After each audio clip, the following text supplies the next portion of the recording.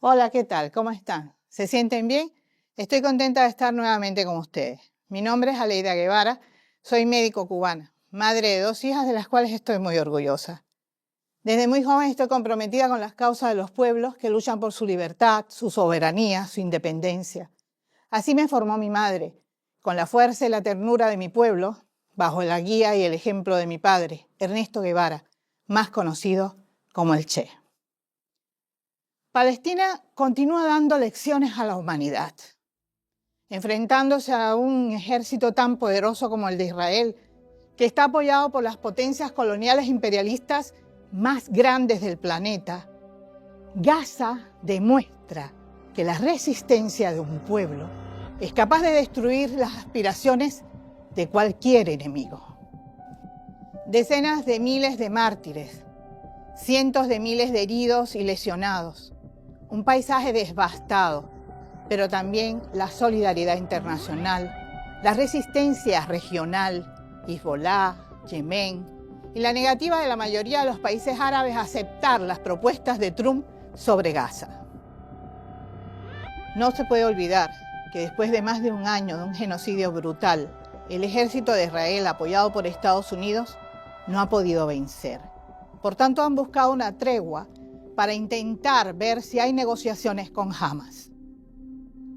A pesar de todo este panorama brutal que se ha vivido este tiempo, siempre hay destellos de esperanza. Cuando vemos que se reúnen 2 cineastas, uno palestino y el otro de Israel, para hacer una película sobre la resistencia del pueblo palestino en la Cisjordania ocupada. Este film gana el Oscar en el 2025 al mejor documental. Esto es algo muy significativo, porque por primera vez un cineasta palestino recibe este tipo de galardón.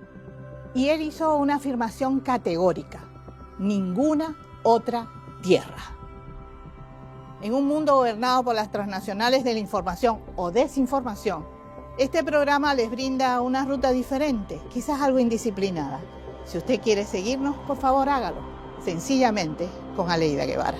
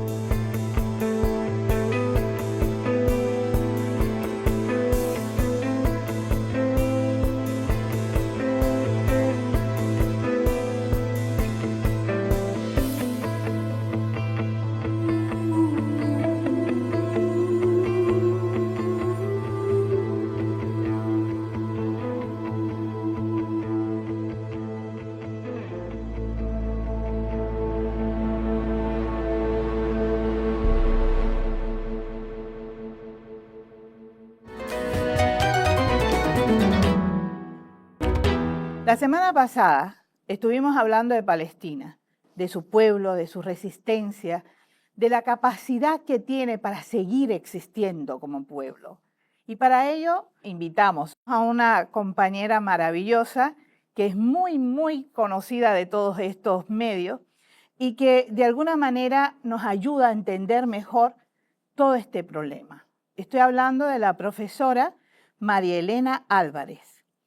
Ella está nuevamente con nosotros. Gracias. Muchas gracias por estar. Profesora, Estados Unidos jamás ha permitido una crítica contra Israel. Ellos han vetado siempre cualquier tipo de sanción contra Israel. ¿Usted cree de verdad que sin ese apoyo Israel podría hacer todas estas cosas?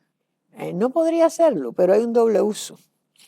porque nosotros analizábamos en el programa anterior cómo Israel surge, se funda de la mano de Gran Bretaña, pero esa mano pasó a Estados Unidos, porque ya Estados Unidos estaba interesado en Israel. Esa área es muy importante y además el suceso de la fundación del Estado de Israel está que es una zona petrolera y geopolíticamente muy importante. Y es precisamente en la Guerra del 56 donde Estados Unidos pues va a suplantar, va a convertirse en el primer aliado de Israel. ¿Por qué? Porque hay intereses comunes del lobby sionista en Estados Unidos, de las empresas militares, y hay una proyección, vamos a decir, político-ideológica muy parecida. Pero además, cuando usted va al Consejo de Seguridad, más del 52-53% de los vetos de Estados Unidos tienen que ver con Israel. Fíjese, el resto del mundo tiene el otro, pero más del 50% con respecto a Israel. Y entonces, cuando usted va a las distintas guerras, por ejemplo, en la del 73, que ahora se ha hablado mucho de ella, inmediatamente llegó la ayuda. Pero vamos ahora, cuando se dan los sucesos del 7 de octubre, inmediatamente llega la ayuda estadounidense. Entonces, ¿hasta qué punto existe realmente esa fortaleza militar israelí para hacerle frente, por ejemplo, a una milicia como Hamas? Entonces, pudiéramos decir que hay intereses políticos, ideológicos, que para Estados Unidos Israel es un aliado excelente. Es lo primero en un área, más allá del problema de objetivos ideológicos, políticos, en un área de interés geopolítica donde Estados Unidos está en contradicción con Irán, pero está en contradicción con poderes como Rusia, China. Y entonces comienzan las acciones del 7 de octubre y Estados Unidos mueve una cantidad de portaaviones, de buques. Y entonces ahí vendría la pregunta, ¿y por qué Estados Unidos mueve eso si realmente no hace falta para las acciones de Israel en Gaza? O sea, está el apoyo militar y se considera por los especialistas que si lo retira, Israel no puede seguir. Este sería un primer elemento. O sea, hay una alianza ahí umbilical. Pero el segundo es que Estados Unidos tiene muchos intereses y muchas bases en la región también. Y sí, yo creo que hay una alianza muy importante y que se va a mantener, pero que está enfrentando un escenario que ha cambiado. Porque cuando usted analiza los actores que están apoyando a Hamas, hay un fortalecimiento y una mayor resistencia tanto a Israel como a Estados Unidos, a pesar de que estamos viendo que no son estados los que están enfrentando a Israel, son milicias, son grupos que conforman el eje de la resistencia con Irán. Entonces, Israel, o sea, en la época que nos tocó vivir, es muy desgraciada. Para los palestinos todas han sido malas después que llegó el sionismo, porque estamos viendo que Estados Unidos una y otra vez veta en el Consejo de Seguridad, que estamos enfrentando un genocidio. Entonces, ¿hasta qué punto los otros actores del sistema también no somos responsables por lo que está sucediendo en Gaza? Porque ese pueblo palestino que usted me hablaba en el programa anterior, me preguntaba de la resistencia, fue consecuente con lo que le dijo el Che, porque resisten siempre, todos, y da vergüenza que sea el ejemplo a nivel mundial. Y es verdad que hay muchas manifestaciones en la calle, es verdad que se ha logrado apoyar el problema palestino, su lucha, pero siguen allí y realmente Estados Unidos logra manipular, controlar con sus aliados y seguir apoyando a Netanyahu. Vamos a hacer una pausa, profe, y cuando regresemos vamos a hablar precisamente de cómo es la manipulación mediática sobre todas estas cosas que influyen en que muchas personas estén confundidas en la actualidad. Para los países no alineados, la cuestión de Palestina es la médula del problema del Oriente Medio. La base de la paz justa en la región comienza por la retirada total e incondicional de Israel de todos los territorios árabes ocupados y supone para el pueblo palestino la devolución de todos sus territorios ocupados y la recuperación de sus derechos nacionales inalienables, incluido el derecho del retorno a su patria, a la libre determinación y al establecimiento de un Estado independiente en Palestina, de conformidad con la resolución 3236 de la Asamblea General. Ello implica la ilegalidad y nulidad de las medidas adoptadas por Israel en los territorios palestinos y árabes ocupados, así como del establecimiento de colonias o asentamientos en tierras palestinas y en los demás territorios árabes, cuyo desmantelamiento inmediato es un requisito para la solución del problema. Como dije en mi discurso a la sexta cumbre, no somos fanáticos. El movimiento revolucionario se educó siempre en el odio a la discriminación racial y los pogromes de cualquier tipo. Y desde el fondo de nuestras almas repudiamos con todas nuestras fuerzas la despiadada persecución y el genocidio que en su tiempo desató el nazismo contra el pueblo hebreo. Pero no puedo recordar nada más parecido en nuestra historia contemporánea que el desalojo, persecución y genocidio que hoy realizan el imperialismo y el sionismo contra el pueblo palestino, despojados de sus tierras, expulsados de su propia patria, dispersados por el mundo, perseguidos y asesinados. Los heroicos palestinos constituyen un ejemplo impresionante de abnegación y patriotismo y son el símbolo vivo del crimen más grande de nuestra época.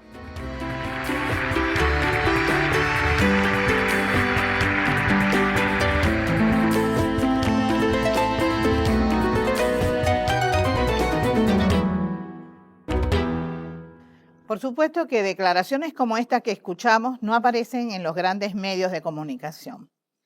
Por eso, profe, queríamos que usted nos hablara sobre el efecto de estos medios hegemónicos de la comunicación sobre el tema de Palestina e Israel. ¿Cómo usted ve esto? ¿Cómo lo ha sentido? Mire, la guerra, estábamos hablando de la situación, del Estados Unidos, la presencia, la ayuda, y eso sería en el plano militar, de la alianza umbilical entre ambos. Pero ¿qué sucede? Que Estados Unidos sustenta esto además, y sus aliados, porque cuando hablo de Estados Unidos estoy hablando también de sus aliados en toda la información que maneja. Vamos a decir que los otros, los que combaten esto, tratan de utilizar los medios, pero países tan poderosos como Rusia y China no pueden. Entonces, cuando usted entra, voy a empezar con este ejemplo muy sencillo para después decir el impacto que tiene la información y el control de la comunicación. Yo estudio este tema y entro. Y entonces yo leo, no voy a decir los medios para no ofender a nadie, leo 3 o 4 informaciones y no es que uno simpatice o no, es que se da cuenta que no hay objetividad y que además en determinados momentos hay desinformación o tergiversación o se recuerda algo para minimizar un aspecto negativo. Entonces, le dan una información que parece y que puede ser verídica, pero dentro de eso se ponen otros aspectos y el mensaje siempre va a favorecer a los aliados de Estados Unidos, en este caso a Israel. Pero fíjese, a pesar de eso, las manifestaciones han sido multitudinarias en los países occidentales, porque ha sido tan evidente, y hay otros medios alternativos que lo han puesto, que no se ha podido tapar. Y esto pasa con Israel y pasa con todo. ¿Por qué? Porque cuando usted controla los medios, usted controla el imaginario de la persona, la creencia, hasta la convicción de qué parte debo estar. Y en este sentido ha sido una y otra vez, pero sobre todo ahora, evidente la manipulación, la tergiversación sobre determinados hechos que pueden ser verdad de la situación.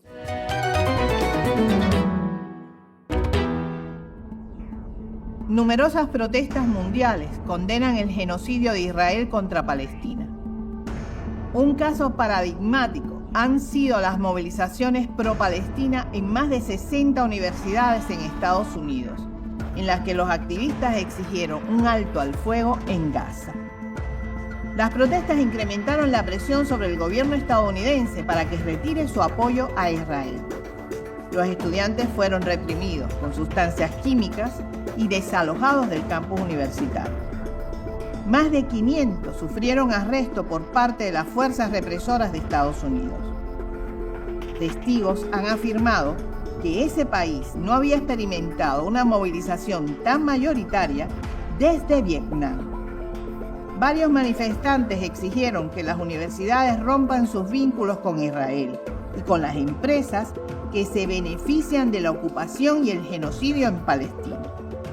Hay un antecedente histórico de este tipo de movimientos estudiantiles. En la década de 1980, los estudiantes de Estados Unidos lograron que algunas universidades eliminaran las inversiones en negocios en la Sudáfrica del apartheid.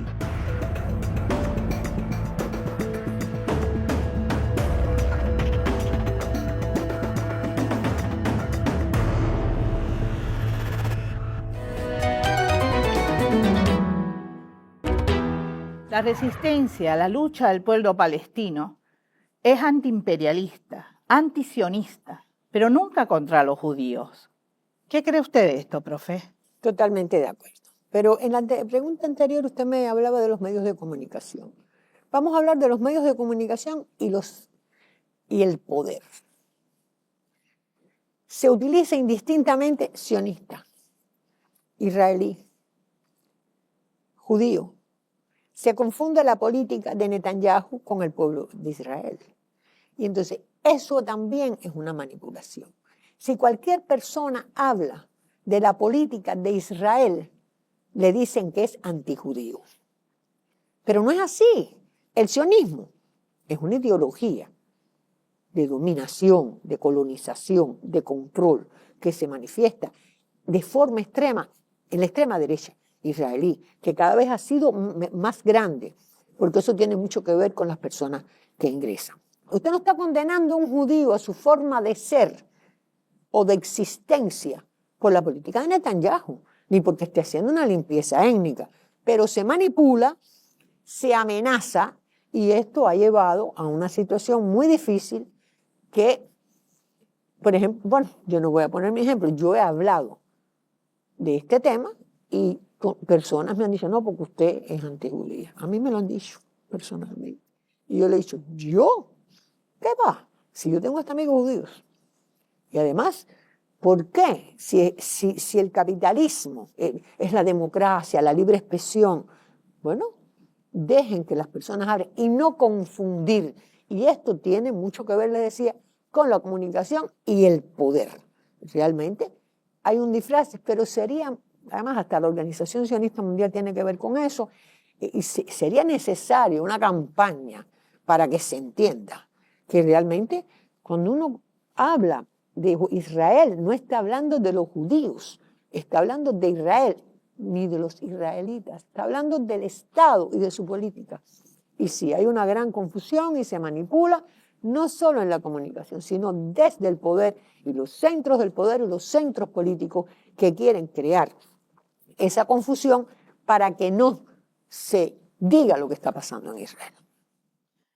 Como última pregunta, profe, queríamos hablar un poco en general, porque yo sé que no hay una respuesta como tal, pero si hablamos de Palestina, de Gaza, de esa situación que está viviendo ese pueblo, ¿hasta cuándo será esto? Bueno, pues no se sabe. ¿Usted sabe por qué? No por Israel, sino por los palestinos. Porque los palestinos van a seguir resistiendo. Y ojalá que el gobierno israelí y Estados Unidos que lo apoya, pues realmente cuando hablan de dos estados, sean consecuentes y que realmente permitan el Estado. Y que los actores regionales e internacionales pues tengan una actitud más proactiva, vamos a decirles, para la solución del problema.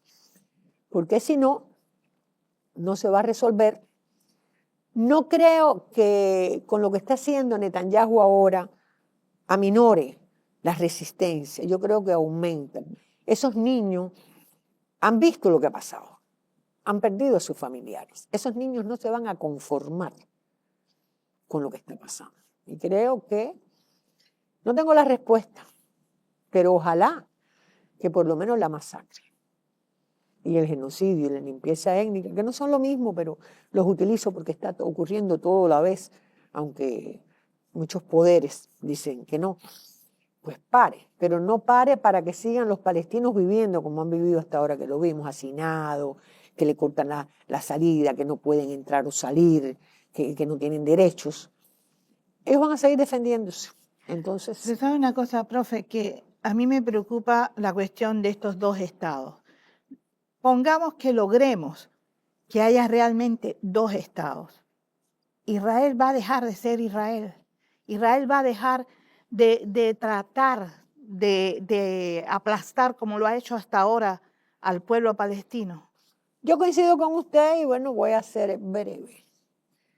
Yo tengo otros académicos que dicen que sí, que esa es la solución, que están dadas. Yo siempre digo, ¿va a respetar Israel ese otro Estado? Porque se ha comprometido desde el 47 allá en la partición, después en los acuerdos de Oslo, no lo cumplió.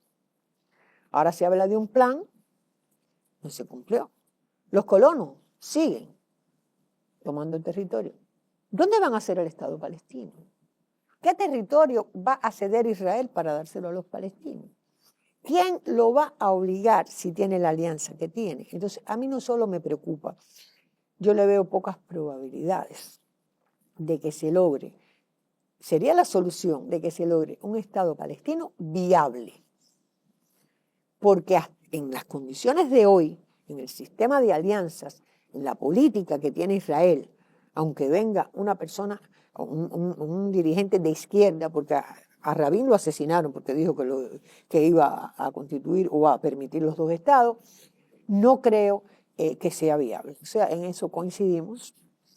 Y por eso, ¿hasta cuándo? Hasta que los palestinos sigan resistiendo o hasta que Israel cambie su esencia. Ojalá que desde el punto de vista político pudiera cambiar la esencia, pero sabemos que las estructuras políticas reflejan los intereses económicos y en este caso no solo están los intereses de los propios israelíes, sino de los poderes que lo apoyan en esta región. Por eso tenemos que tener quizás más solidaridad con el pueblo palestino. Tiene que haber más apoyo del mundo en general a este pueblo. Exigir en Naciones Unidas, como mismo ellos crearon ese Estado de Israel, también exigir que se cumplan todos los acuerdos y que se tenga en cuenta la vida de un pueblo que está en juego. Está en juego porque desde hace años están tratando de exterminarlo. Y continúa lo mismo. Vuelve a pasar en el 2006, ahora en el 2023. ¿Hasta cuándo es la pregunta? Bueno, en el plano externo, mientras Estados Unidos tenga el derecho al veto y siga siendo aliado de Israel y haya este apoyo de la Unión Europea y de otros países a Israel, ¿hasta cuándo? Pero sí, yo creo que la solidaridad y el apoyo es necesario cada vez más porque es, vamos a decir, la única forma de presionar la toma de decisiones políticas. Y en ese sentido hay que organizarse más, lograr una masividad y hay que tener mucho poder a través de los medios, y este es un medio, para llevar la verdad de lo que está sucediendo. Porque, como les decía, bueno, ¿hasta cuándo? Hasta que seamos capaces, en este mundo que nos tocó vivir, los poderes, los medios poderes, los países y los pueblos, apoyar a los palestinos. Porque un mundo mejor siempre es posible, pero parece que hasta hoy no lo hemos logrado. Muchas gracias, profesora. De verdad, muchísimas gracias por estar aquí. La novelista palestina Heba Abu Nada fue asesinada por misiles de Israel. Tenía solo 32 años de edad. Había obtenido el segundo premio a la creatividad árabe con su novela el oxígeno no es para los muertos. Precisamente, un día antes de morir, escribe un poema que puede ser su testamento. La noche en la ciudad es oscura, excepto por el brillo de los misiles, silenciosa, excepto por el sonido del bombardeo, aterradora, excepto por la promesa tranquilizadora de la oración, negra, excepto por la luz de los mártires. Buenas noches.